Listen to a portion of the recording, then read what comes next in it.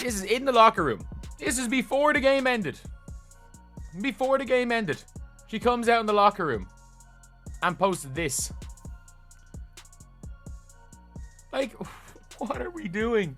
Sitting there and I'm thinking to myself, is anybody on this team gonna stand up for Caitlin Clark? JC Sheldon grabbing Caitlin Clark all game, clawing at her. It's like tonight was a brawl, folks. Tonight was a brawl, and I'm sitting there, I'm like, is anybody on this team going to stand up for? And Sophie Cunningham. What happens when Sophie Cunningham turns into a one-woman wrecking crew and bodyguards Caitlin Clark like it's her sworn WNBA mission? Oh, just a complete meltdown on the court, chaos in the Sun locker room, and Sophie handing out smoke like it's buy one, get one free. You're not ready for this level of spicy drama, because when Sophie snapped, she didn't just clap back, she went full Avengers mode on the entire Sun team. Buckle up, this one's hotter than Angel Reese's Twitter feed. And let's start with the play that set off the entire night. So as you guys can see here, JC Sheldon is guarding Caitlin Clark. She swipes her in the eyeball. Caitlin Clark nudges her off because JC stays in her face. And then Tina Charles runs over and is kind of wagging her finger in Caitlin Clark's face. And then Marina Mabrey comes out of nowhere and chucks her to the floor. Now let's watch this in slow motion. Here, JC Sheldon is guarding Caitlin, swipes her in the face. There's one. Going for the ball, swipes her in the eyeball. Caitlin's gonna have to start wearing goggles. And then Caitlin pushes her off of her, like, why are you still in my face? Marina Mabrey, bat out of hell, chucks Caitlin Clark. The second Sophie Cunningham clocked in for her shift, the entire WNBA should have taken out insurance. Because Sophie didn't show up to hoop, she showed up to handle business. And by business, we mean personally escorting Caitlin Clark out of every cheap shot and high-key ambush like she was guarding a royal jewel in a street fight. Welcome to WNBA Fight Night, or as some people are saying, WNBA Raw. What a game that was. We had it all. We had basketball, we had fighting, we had blonde on blonde crime. Oh, such an epic. Oh, goodness. But at the end of the day, it resulted in an Indiana Fever W. 88-71, taking care of business. Forget teammates. Sophie's moving like a Secret Service agent that moonlights as a demolition crew. You try to elbow Caitlin? Boom, Sophie teleports in like a WWE tag-in, ready to dismantle your shoe deal and your dental alignment in one move. You bump Clark after the whistle? Congratulations, you've activated the full wrath of a professional enforcer with a jump shot and no regard for your feelings. Talking about, let's start here. This is, of course, Sophie and Sheldon going down the floor. Sophie tries to wrap her up, and Sheldon gets to the floor, and all hell breaks loose. And Sophie said, I'm not having it. I'm not having it. We'll go. We'll go. So there's that. That, of course, was all a byproduct of this right here, folks. And I mean, when I tell you social media is setting the WNBA on fire right now, not in a good way, it's the understatement. She's not asking questions, she's delivering verdicts. The court becomes her courtroom, and the sentence is always the same: maximum pressure. It's not protection, it's domination by proxy. Sophie mastered the art of the perfectly timed shoulder check, the soul-snatching stare, and the try-me body language that makes even the most aggressive veterans think twice before stepping to the perimeter. Of course, Marina Mabrey is going to get ejected because that was unwarranted. She literally came out of nowhere and chucked Caitlin Clark. There should be a flagrant one, of course, on JC Sheldon because she swiped her and hit her in the eyeball. Whether it is intentional or not, you can still have a flagrant a flagrant foul called on you, whether you are trying to intentionally hurt somebody or not. But this is what they called, you guys. This is what they called. Caitlin Clark, Marina Mabrey, Tina Charles were assessed with technical fouls on Tuesday. Caitlin, Marina, and Tina Charles. Technical fouls. That's it. Technical fouls. That's it. And JC Sheldon was assessed with a flagrant 1 foul, and no players were ejected. She doesn't wait for drama to unfold, she anticipates it like she's been reading the opponent's group chat all week. If there's a whiff of hostility, she's already inbound. Full Sophie Cunningham is not here for post-game hugs. She's not holding hands during warm-ups. She's not tapping it up during shoot-arounds. No, she's operating on one frequency only. Touch Clark and you touch death. She's the WNBA's walking alarm system, permanently set to high alert. While others practice mindfulness and team bonding exercises, Sophie's out here running silent background checks with her eyeballs. One suspicious movement toward Clark, you might as well call in a medic. The league isn't used to this kind of unwavering loyalty paired with nuclear-grade intensity. She's not gliding into games with a Zen playlist and a motivational quote. She's stomping into arenas like she's hunting for a reason, any reason, to activate the chaos. Her presence alone is enough to make sideline reporters shift nervously and teammates quietly thank the basketball gods she's on their side. This isn't energy you teach, it's instinct. The league hasn't felt this sort of volatile devotion since the days when defenders played like bouncers with full court access. Cunningham has taken that legacy, added a fresh coat of badassery, and thrown in a refusal to tolerate even a whiff of disrespect. I feel good, and Sophie Cunningham put me out on a high note, folks. I didn't even say, Ben, calm down, regroup. I didn't even say that. Let's get straight to the play. Everybody, the plays everybody is talking about. First off, Marina Mabrey body checking Caitlin Clark to the ground. JC Sheldon all over her. Riding her. Pokes Caitlin Clark in the eye. Oh, man. Caitlin Clark needs to start wearing goggles, folks. Caitlin Clark's going to need to start wearing goggles. Bumps up on Caitlin Clark. Caitlin Clark says, "Get your hands off me." And then here comes Marina Mabrey. Boom! Exploding Caitlin Clark like a safety coming downhill in the NFL. There was no flop there. And the WNBA hasn't seen this level of unapologetic ride-or-die energy in years. It's like Dennis Rodman with a girl boss twist and a deep-seated grudge against passive aggression. Cunningham doesn't just show up, she launches herself into the center of the storm and dares it to blow harder. Now let's get real.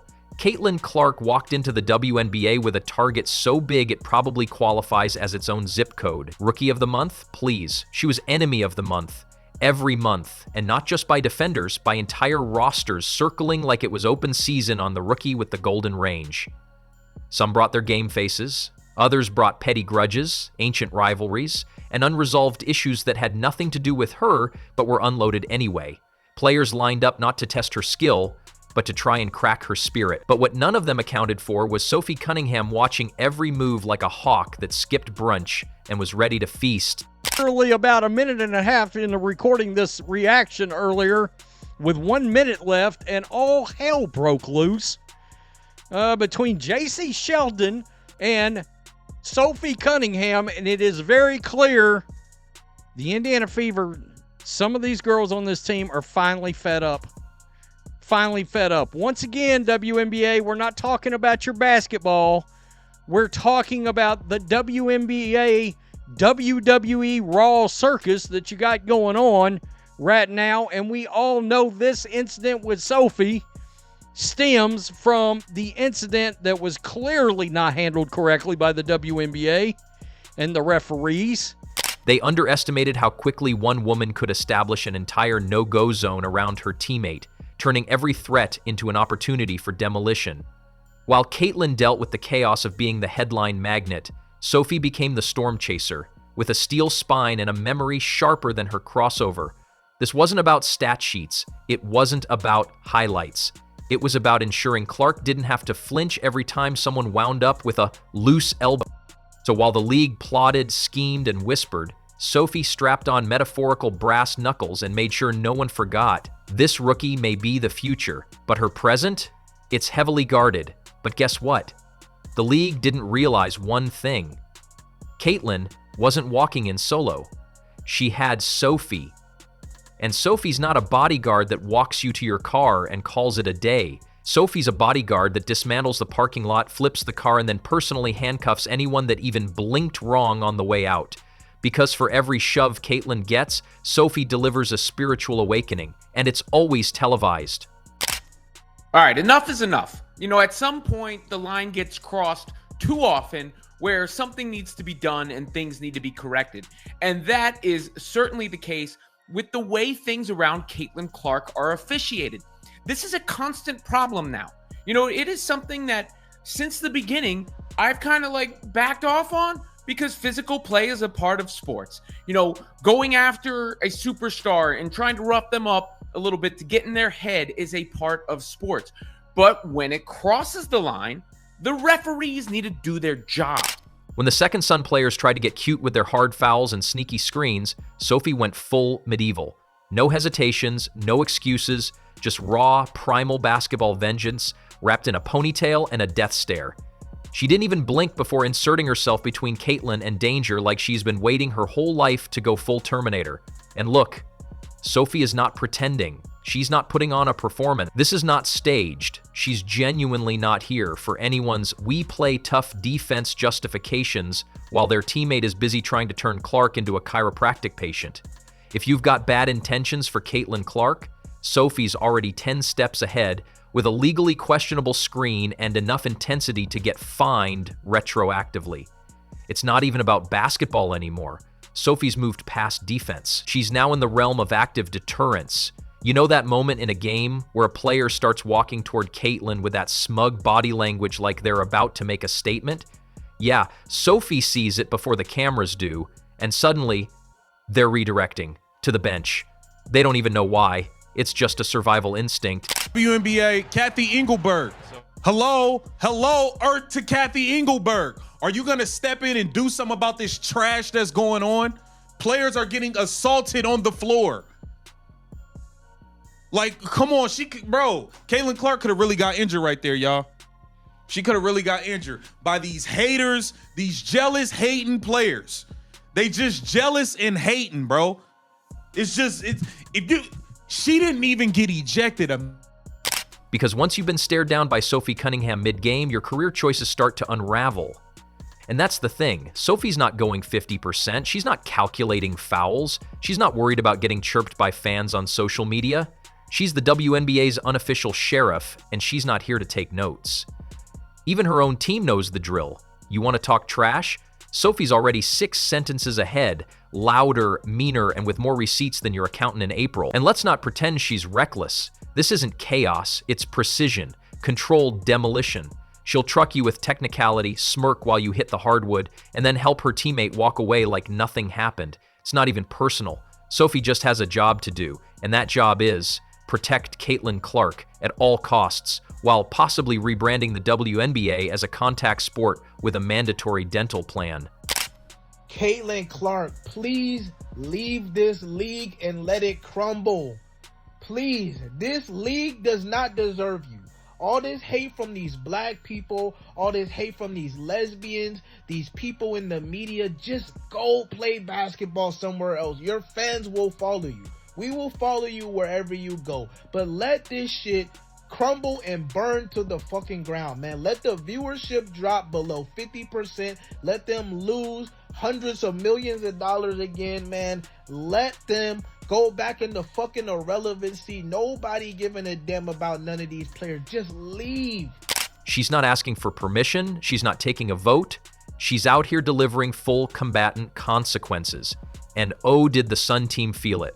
When that tension started bubbling in the game, when players began circling Clark like it was feeding time at the zoo, Sophie came flying in like a caffeine-fueled hawk with a grudge. Forget flags. She was the flag. The red one. The warning sign. The final boss. You'd think maybe one of the Sun players would say, hey, maybe we don't start a physical war with a team that's got a certified rage missile in a jersey. But no. This wasn't just a scuffle. This was a declaration of war. And Sophie was the general, the artillery, and the battlefield all in one. And as the dust settled and Caitlin kept draining jumpers like nothing happened, Sophie stood there like a victorious gladiator, unfazed and completely uninterested in your post-game analysis. Nah. Enough's enough, bruh. Enough is enough, bruh. What is going on? WNBA, y'all need to get this under control. This is ridiculous. Marina Mabrey, you just put yourself in the Dejanay Carrington box. You dirty slime ball player, you come and blindside Caitlin Clark. Marina Mabrey assaulted and tried to fight Caitlin Clark today. This is ridiculous. WNBA, Kathy Engelberg, do something. Do y'all want to go back to 55 to 60% of the people not watching shit again? I normally don't cuss in my blogs, but forget that. This was bullshit. Because Sophie doesn't need validation. She doesn't care about optics. She doesn't care if your PR team thinks she's too intense. She came to enforce peace through maximum disruption. And let's be honest, every team in the league knows now. If you so much as sneeze in Clark's direction, Sophie's already loading up with more intensity than a Marvel villain. She's not here to get your respect. She's here to take your breath away, preferably while blocking your layup and giving you a stare that'll haunt your off-season workouts. Like an elite bodyguard with built-in rage sensors, she detects the vibe shift and goes DEFCON 1 the moment someone disrespects her teammate. It's almost poetic. You shove Clark, Sophie gives you an unsolicited chiropractic adjustment. You try to chirp during a timeout, Sophie's waiting by the bench with her arms crossed like she's your disappointed gym teacher. So much happened in this game, but first, let's talk about Sophie and JC. All right, JC Sheldon. My goodness, dog. My goodness. Now, honestly, I felt like Sophie might have wanted a piece of JC after the Caitlin Clark and JC kind of scuffle going on, right? Then this happened, okay? She's rewriting the rulebook on team spirit and replacing it with, "Don't make me end your season." Even commentators don't know how to handle it. They're trying to spin it as competitive passion, but deep down, they're just thankful she hasn't jumped into the booth and blocked them for saying something dumb. This isn't team chemistry. This is straight up organized retaliation. And now fans are starting to catch on. They're not just tuning in to see Caitlin drop 30, they're watching to see when Sophie decides to unleash righteous fury on behalf of every uncalled foul from the last 5 games. It's become performance art.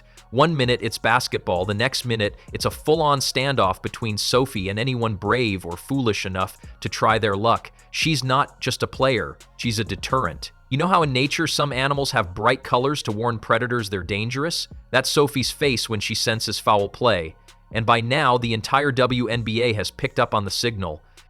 You mess with Caitlin, you're not playing basketball anymore. You're entering a personal episode of Survivor, and Sophie is the fire, the storm, and the tribal council all in one. We see Caitlin Clark on the receiving end of something, and it's not called correctly. In fact, she gets a technical foul after getting poked in the eye and then shoved to the floor, and Marina Mabrey doesn't even get thrown out of the game. It's basically open season on Caitlin Clark, and the special whistle that she supposedly gets goes in the other direction. Flagrantly so. They got to put it to an end. I mean, she's the most valuable player in the league in the most literal sense. And somehow she gets the opposite of superstar treatment. She doesn't argue, she acts. She doesn't protest, she prevents it. She's not here for your podcast interviews or your sneaky elbows. She's here to remind you, loudly and with great enthusiasm, that bullying will be met with equal and opposite annihilation.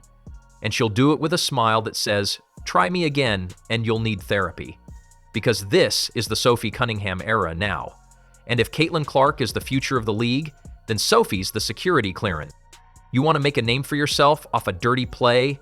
You'll be making that name while trying to breathe through your armpit after Sophie folds you into a new yoga pose. She's the insurance policy, the bouncer, the line in the sand, and the WNBA just got a whole lot more entertaining. Because Sophie Cunningham doesn't do subtle things. She makes statements. Loud ones, physical ones, unmistakable ones. And the message is crystal clear. Caitlin Clark is untouchable because Sophie said so. And if you've got a problem with that, well, you better pack a helmet and say a prayer because Sophie's coming. And she's bringing the thunder.